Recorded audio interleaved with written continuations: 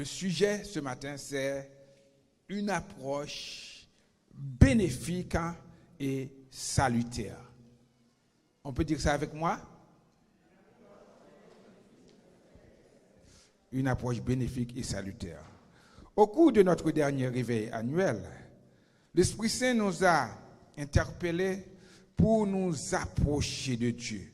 C'était le thème. Approchons-nous de Dieu. Et Asaph a déclaré, m'approcher de Dieu, c'est mon bien. Ce passage d'Hébreux 12 nous indique qu'en Jésus, les chrétiens obtiennent la meilleure approche du Très-Haut, la meilleure approche du Dieu Saint. Cette approche de Elohim est bénéfique et salutaire. Amen. Ce texte nous fournit des enseignements qui expriment que l'approche de Dieu en Jésus est le meilleur, est le plus bénéfique pour le croyant. Cette approche est le meilleur et plus bénéfique pour les croyants. 3 enseignements sont produits de ce passage ce matin. Le premier enseignement démontre que l'approche de Dieu en Jésus nous amène aux perfections célestes. Amen. Hébreux 12, verset 18 à 24. Et le deuxième enseignement nous indique de ne pas faire n'importe quoi quand on s'approche de Dieu.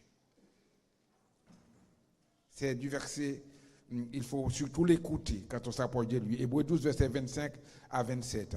Et le troisième enseignement ordonne de manifester notre connaissance à Dieu pour son approche en Jésus-Christ. Hébreux 12, verset 28 à 29.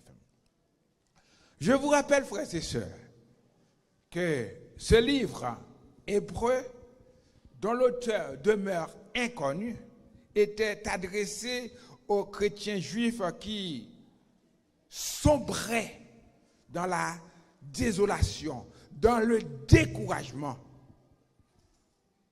à cause de rudes persécutions qu'ils subissaient. Ils ont maltraité, ils ont persécuté, à cause de ça, ils ont été découragés.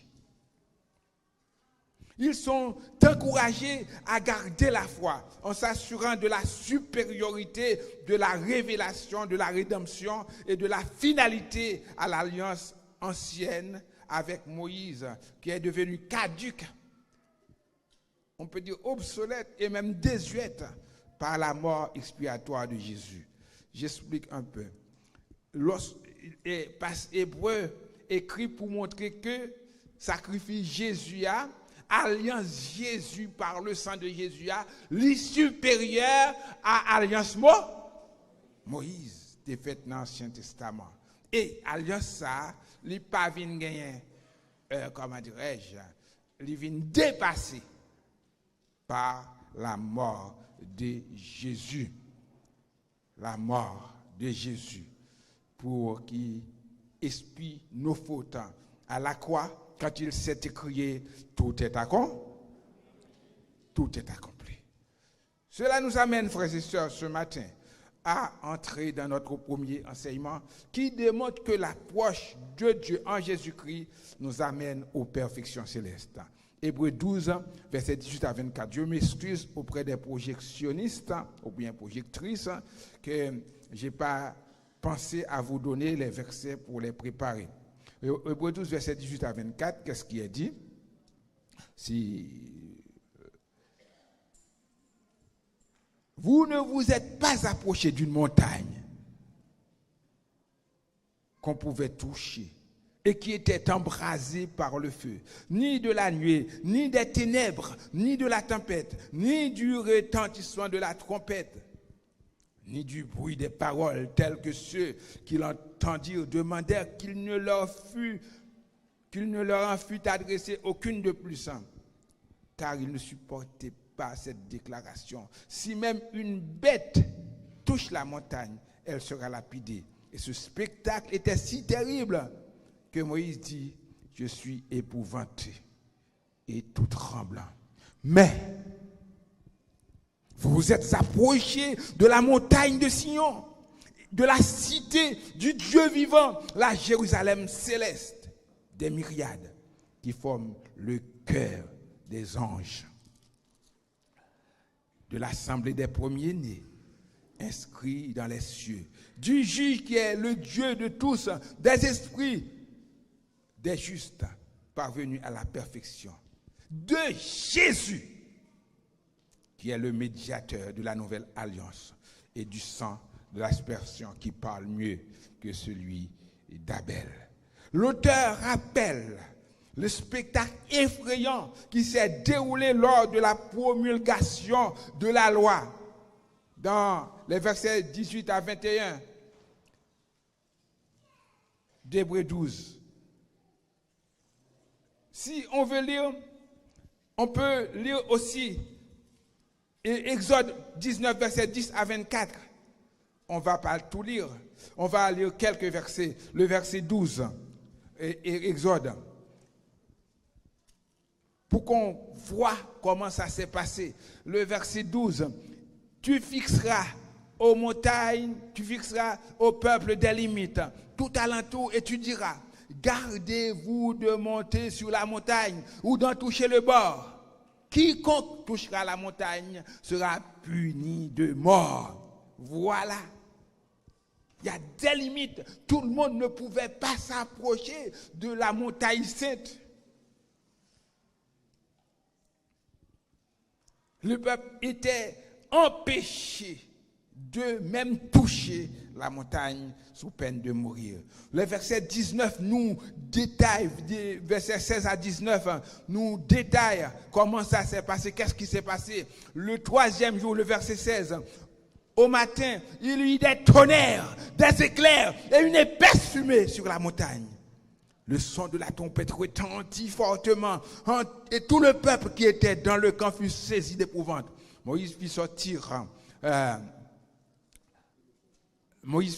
le peuple du camp à la rencontre de Dieu. Ils se placèrent au bas de la montagne. La montagne de Sinaï était toute en fumée parce que l'Éternel y était descendu au milieu du feu. Cette fumée s'élevait comme la fumée d'une fournaise et toute la montagne tremblait avec violence. Le son de la trompette retentissait de plus en plus fortement. Moïse parlait et Dieu lui répondit à haute voix. Voilà ce qui s'est passé, frères et sœurs, lors de la promulgation de la loi. C'était vraiment effroyable. C'était épouvantable. Mais ces manifestations divines impressionnantes avaient 4 objectifs. 4 objectifs précis. Premièrement, c'est démontrer la sainteté, la puissance et la transcendance de Dieu. Amen. Le verset 9. Dieu est saint.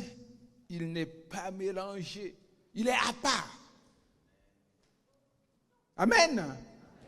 Est-ce que vous le croyez? Dieu est à part. Il voulait montrer ça au peuple dans le verset 9, si vous pouvez le lire chez vous.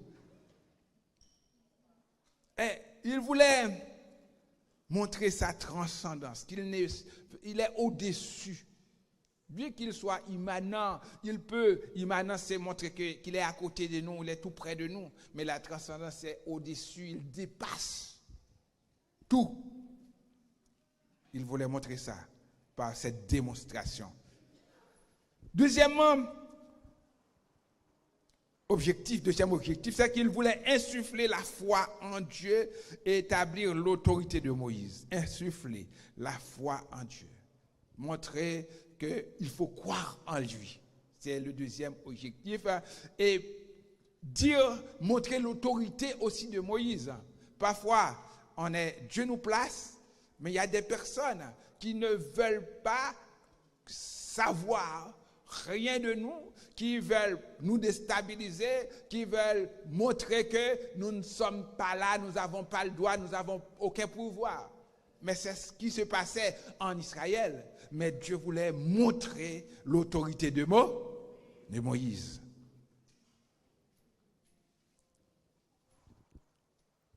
On ne doit pas se battre pour montrer son autorité. On ne doit pas se battre pour dire que moi, je suis le chef, je suis l'évangéliste, je suis le pasteur. Moi, le jour, je le dis, que je dois dire que c'est moi qui suis pasteur, c'est que je ne suis plus votre pasteur. Je ne défends pas ça. Dieu m'a placé, il m'a choisi. Je me suis consacré à lui. Une personne qui ne me reconnaît, tant pis pour, qui ne me reconnaît pas, tant pis pour lui. Je ne vais rien défendre pour dire moi, je suis pasteur. Ça sort depuis que je suis son consacré. Il y a 30 ans, ça ne sort jamais de ma bouche. Pour m'imposer, soit à Châteaurouge, soit à Augustin, soit à Montfermeil, je me suis toujours considéré comme le petit serviteur d'un grand Dieu. Il m'utilise comme il veut. Insuffler la foi en Dieu et établir l'autorité de Moïse. Dieu nous place et il nous donne de l'autorité, il nous donne du pouvoir. Ce n'est pas la peine de se battre pour ça.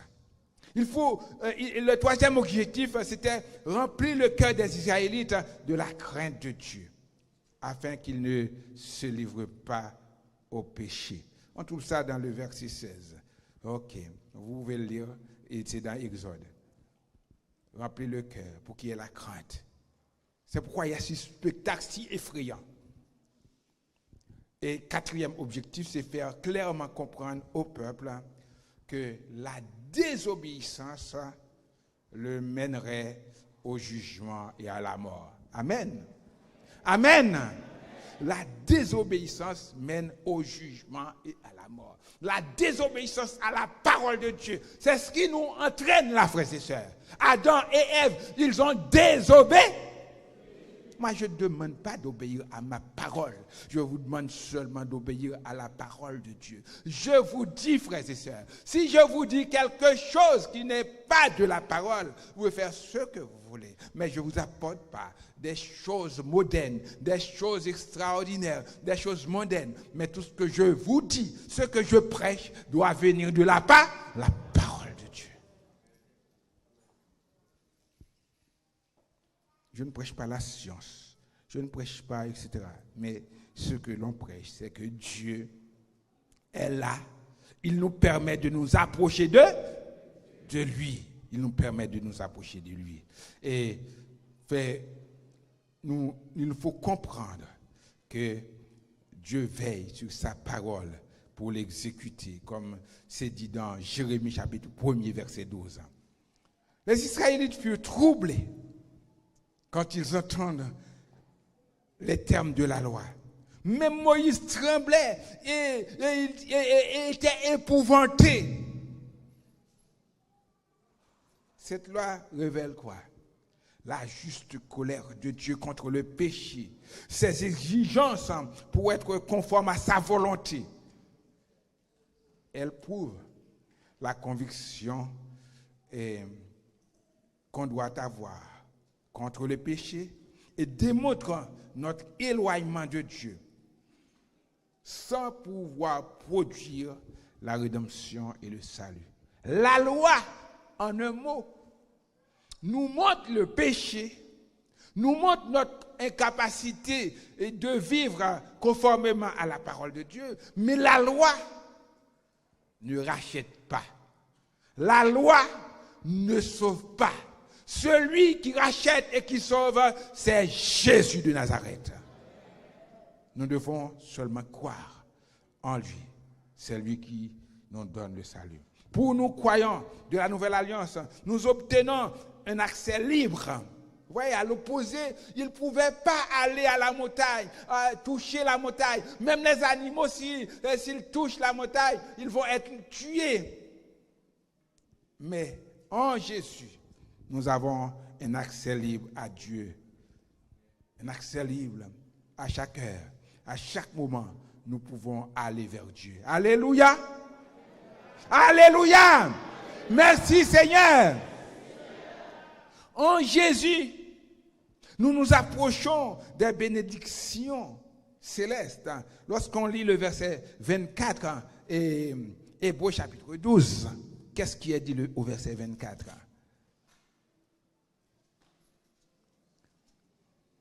de Jésus, on s'est approché de Jésus qui est le médiateur de la nouvelle alliance et du sang de l'aspersion qui parle mieux que celui d'Abel.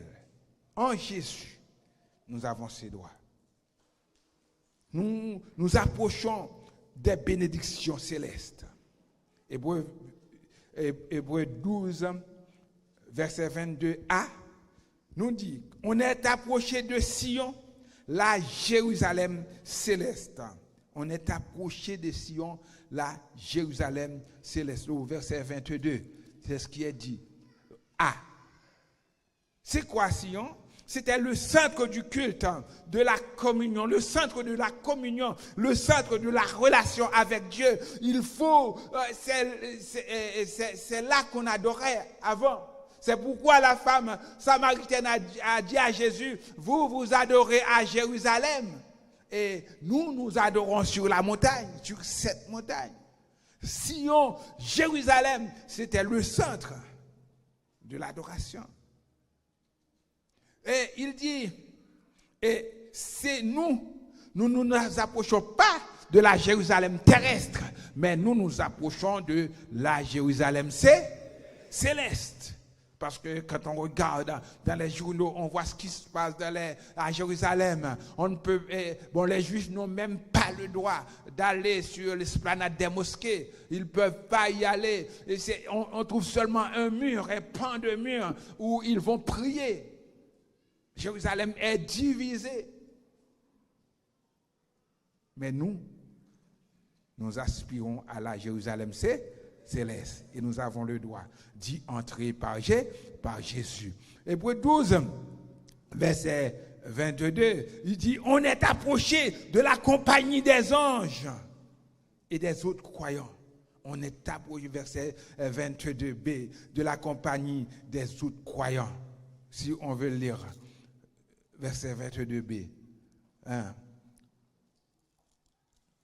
On est approché, oui, le deuxième partie, de la cité du Dieu vivant, la Jérusalem céleste. Deuxième approche, c'est des myriades qui forment le cœur des anges. Et c'est là qu'on s'approche et de l'assemblée des premiers-nés inscrits. On verra ça. On est approché de la compagnie des anges. Quelle grâce, frères et sœurs. Et des autres croyants, morts ou vivants, qui constituent l'église spirituelle. On est approché de cette église qui sert, de ceux qui servent Dieu fidèlement. On parle de l'assemblée des premiers-nés, car nous sommes assimilés aux premiers-nés. Premier petit là, l'aîné. Nous, Esaü a un problème. Parce que il te vend droit d'aînesse. Droit d'aînesse, cela signifie que tu es l'héritier reconnu. Amen. Vous êtes l'héritier reconnu. Dites avec moi, je suis l'héritier. Pour les femmes, je suis l'héritière. Je suis l'héritière. Je suis l'héritier officiel, les garçons. Je suis l'héritier officiel. Parce que tu es de l'assemblée des premiers-nés. Si tu vends ton droit d'aînesse, tant pis pour vous. Parce que l'aîné, il doit avoir une part double. C'est lui qui doit hériter les biens. C'est lui qui doit diriger. Alors, nous sommes approchés. Nous sommes assimilés aux premiers-nés, qui étaient les principaux héritiers, qui ont une part double et son héritage était assuré. Troisième approche, on est approché dans Hébreux 12, verset 23b, du juge suprême. Alléluia. Le Dieu de justice, impartial, d'un royaume équitable. Le juge suprême, c'est qui? C'est Dieu. C'est ce qu'il a dit là. Du juge, verset 23b, du juge qui est le Dieu de tous, des esprits des justes parvenus à la perfection. Grâce à Jésus, grâce à cette nouvelle alliance, grâce au sang versé de Jésus, nous pouvons nous approcher de Dieu dans son royaume de justice. Dans ce royaume, il n'y a pas de partialité. Et on ne paye pas pour avoir quelque chose. Il n'y a pas d'injustice. Alors, grâce à Jésus, on y est approché. C'est l'équité partout. On est approché dans Hébreux 12, verset 24, quatrième approche de Jésus qui par son sang devient le médiateur. Chapitre 12, verset 24. De Jésus qui est le médiateur de la nouvelle alliance et du sang de l'aspersion qui parle mieux que celui d'Abel. Tous ceux qui ont prêché nous ont dit maintenant c'est grâce à Jésus que nous pouvons nous approcher de Dieu. Parce que nous avons dit, nous avons compris avec Adam, avec sa désobéissance, nous étions éloignés d'eux. Les sangs des animaux ne pouvaient pas suffisamment agir pour notre délivrance. Mais le sang de Jésus, qu'il est dit, qui a plus de valeur que le sang d'Abel. L'alliance est scellée par son sang. Et son sang diffère de celui d'Abel qui criait vengeance. Mais celui de Christ crie plutôt grâce, miséricorde et pardon. Amen. Le sang de Christ crie grâce, miséricorde et pardon. Est-ce qu'on peut dire ça avec moi? Grâce, miséricorde et pardon. C'est l'esprit de Jésus. C'est le cri du sang de Jésus. Le sang de Jésus, son Fils, nous purifie de toute iniquité. Eh bien, nous peut dire, on va le dire ensemble. Le sang de Jésus nous purifie de toute iniquité. Désormais, en Jésus, plus de sacrifices pour nous approcher de Dieu. En Jésus, désormais, plus de souverains sacrificateurs pour faire l'expiation des fautes. Et cela prouve, selon James Jedek, il a dit, fini la montagne en feu, la sombre nuée, nos frayeurs, nos culpabilités, à jamais. Notre conscience est en paix. Alléluia. À jamais, notre conscience est en paix. Car sur son trône céleste, l'agneau avec un grand A est monté. Il est monté l'agneau immolé. Et il renchérit en ces termes. Nous aimons lever les yeux et le contempler. L'agneau pour ses élus, immolé. Bientôt avec lui, ses saints partageront sa gloire. Ils règnent avec leur chef Amen et leur Seigneur. Et il continue, James Jedek, devant et sur le trône. Son précieux sang fut aspergé. Au ciel, ses blessures déclarent le salut achevé. Amen. Le salut achevé. Maintenant, c'est pas parce que il faut comprendre, frères et sœurs, ce n'était que les Juifs qui avaient accès au sacrifice pour l'expiation des fautes, etc.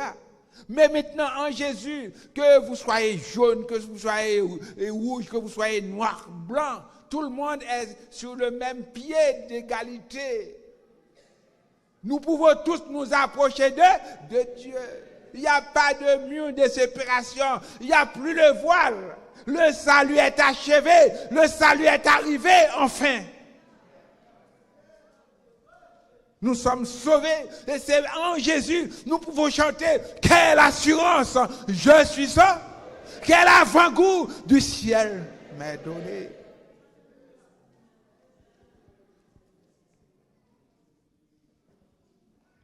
Alléluia. Le salut est achevé. Frères, sœurs, quand on s'approche de Dieu en Jésus, on obtient la vie éternelle. On s'inscrit dans le registre de la gloire et des félicités immuables divines. Amen.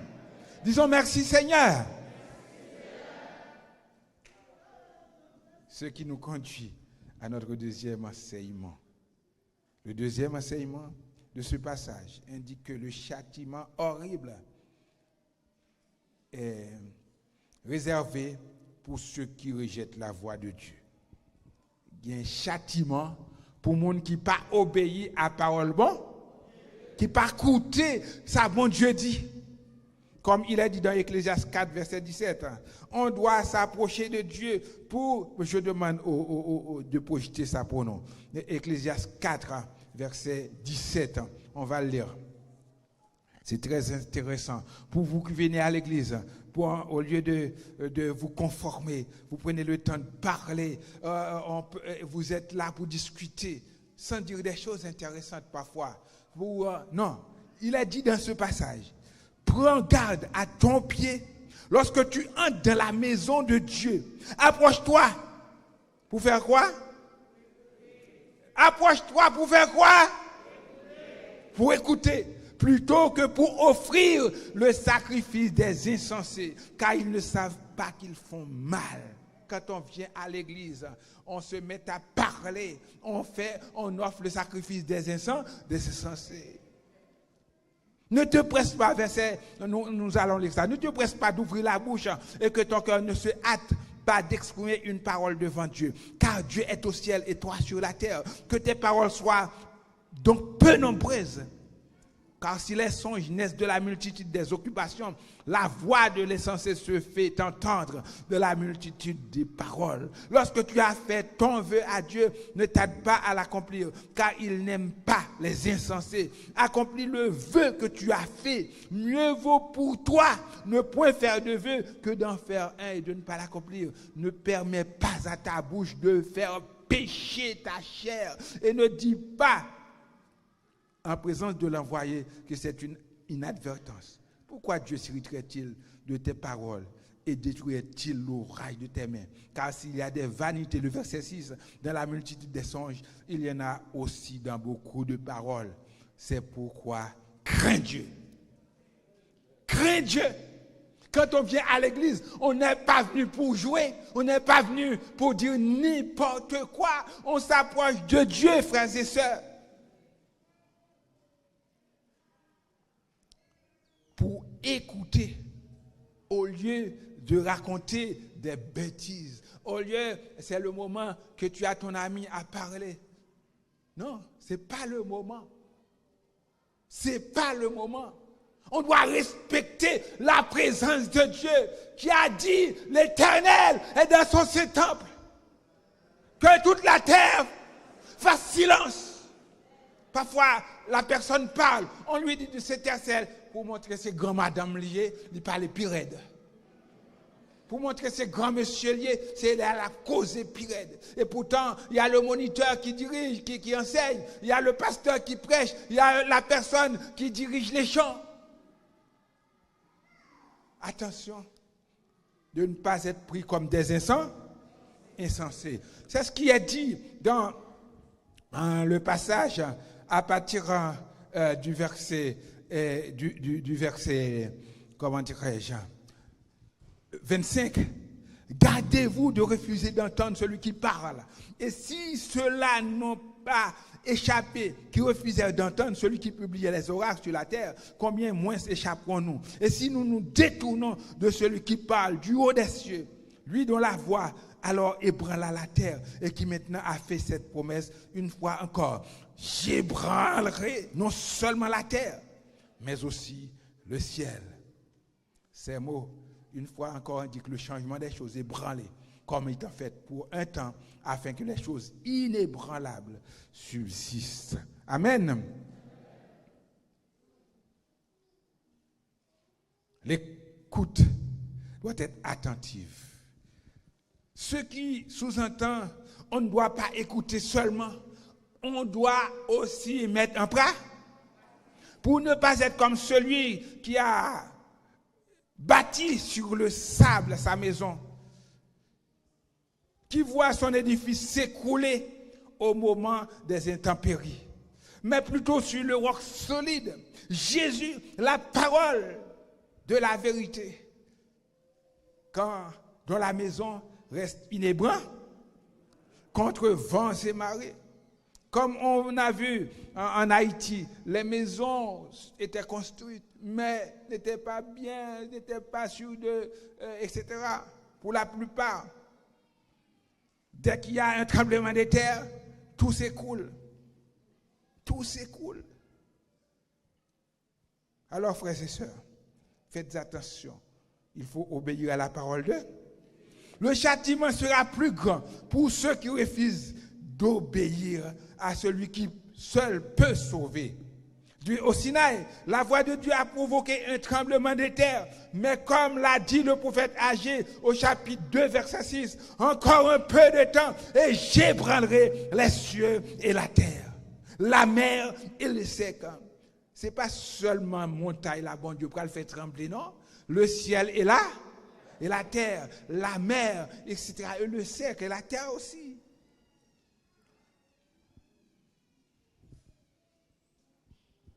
En effet, au retour de Christ, la nature subira de violentes convulsions, comme l'a fait dans l'enseignement de le frère Léonard. Les planètes sorties de leurs orbites agiteront les mers, provoqueront des raz-de-marée, selon Luc verset 21, chapitre 21, verset 25 à 26. Et à la fin du règne de Christ sur la terre, le millénium, la terre, les étoiles et l'atmosphère seront détruites par une forte chaleur. Les écologistes ont des problèmes. Hein? Ils ont peur, les écologistes, dès qu'il y a la canicule. Mais il va y avoir une forte chaleur qui va tout détruire. N'ayez pas peur, les hommes ne peuvent pas détruire la terre. Qu'est-ce qu'ils vont faire? Bon, je ne suis pas écolo-sceptique, mais je crois de la parole de Dieu. C'est Dieu qui va détruire cette terre pour donner aux croyants de nouveaux cieux et de nouvelles terres. Attention, frères et sœurs, pour ne pas être anéantis avec les éléments visibles de l'univers. Pour cela, il faut écouter et mettre en pratique la parole de Dieu quand on s'approche de lui. Amen. Nous allons attaquer le troisième enseignement. On va essayer de faire vite. Le troisième enseignement nous ordonne de manifester notre reconnaissance envers Dieu. C'est le verset 28. C'est pourquoi, recevant un royaume inébranlable, montrons notre reconnaissance en rendant à Dieu un culte qui lui soit agréable, avec piété et avec crainte, car notre Dieu est un feu dévorant. Est-ce que vous le croyez? Nous devons manifester notre reconnaissance envers Dieu. En Lévitique, qui est appelé le livre ou bien le code de la sainteté, Dieu a donné plusieurs sacrifices.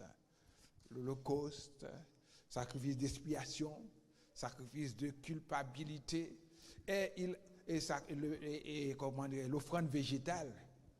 Mais il a ordonné aussi le sacrifice d'action de grâce, qui est appelé aussi sacrifice de communion, sacrifice de paix, sacrifice de reconnaissance. Nous devons, nous qui croyons en Dieu, nous qui sommes sauvés par le sang de Jésus, montrer, alléluia, notre reconnaissance envers Dieu.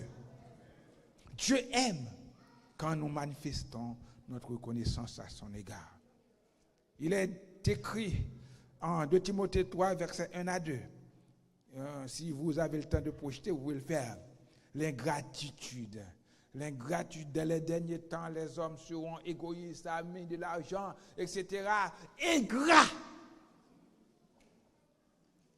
Le frère Annecy a parlé de ça il y a quelques temps sur le réseau El Shaddai. Dans son étude, nous vous conseillons à suivre le réseau, s'il vous plaît. Les hommes seront ingrats. L'ingratitude, c'est l'une des caractéristiques des hommes de notre temps. Au point que François Duvalier, alias Papadoc, a déclaré que la reconnaissance est une lâcheté. La reconnaissance est une lâcheté. Et pourtant, Dieu nous demande d'être reconnaissants. Comme David, qui l'a déclaré, mon âme bénit l'Éternel, que tout ce qui est en moi bénisse son Saint-Nom. Mon âme bénit l'Éternel et n'oublie aucun de ses bienfaits. C'est lui qui pardonne toutes les iniquités et qui guérit toutes les maladies. Si je peux dire que je suis chrétien, c'est parce que Jésus m'a pardonné. Il a pardonné mes péchés, il a pardonné mes fautes, il a expié mes iniquités. Nous devons être reconnaissants. Et nous chantons souvent,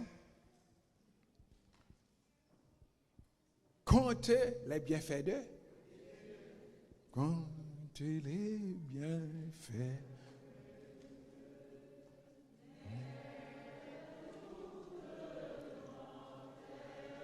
Tu verras. Alléluia. Oh.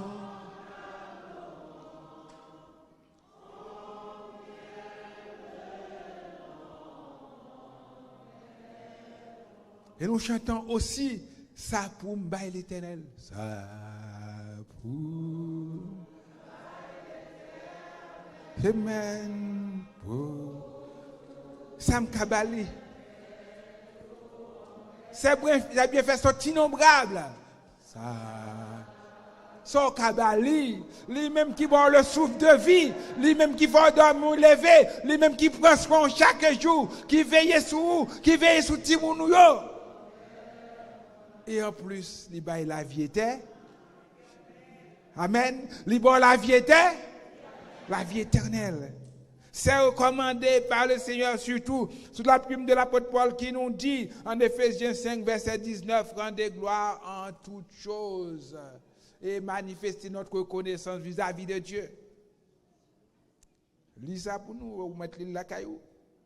Et dans Philippiens 4, il nous déclare, ne vous inquiétez de rien, mais à toutes choses, faites connaître vos besoins à Dieu par des prières, des supplications et avec des actions de... Vous devez toujours dire, bon Dieu, merci. Manifester notre reconnaissance vis-à-vis de Dieu. Frères et sœurs, pour l'œuvre que Christ a accomplie à la croix, qui nous facilite l'approche de Dieu, nous les païens, nous devons être reconnaissants envers Dieu, qui nous sauve en Jésus, de la colère, de la frayeur de Dieu, qui est un feu dévorant. Nous devons nous approcher de lui avec crainte, avec respect et avec révérence. Nous pas approcher des montagnes, mais nous approcher de Jésus, par Jésus. Je vous invite ce matin, vous qui êtes là, qui que vous soyez, à vous approcher de Dieu en Jésus. Jésus, le Rédempteur, seul qui peut nous donner le salut. Jésus-Christ est le seul médiateur entre Dieu et l'homme. L'argent pas capable de faire entrer. Capitaine, même si vous avez n'importe rôle où jouer, ou pas capable entrer si vous pas gagné. Président de la République, il n'est pas capable entrer s'il n'a pas gagné. Jésus. Il est le chemin, la vérité et la vie. Nul ne vient au Père que approchons-nous de Dieu. Et nous devons connaître de qui laisse nous approcher et de comment nous approcher. Que bon Dieu bénisse nous.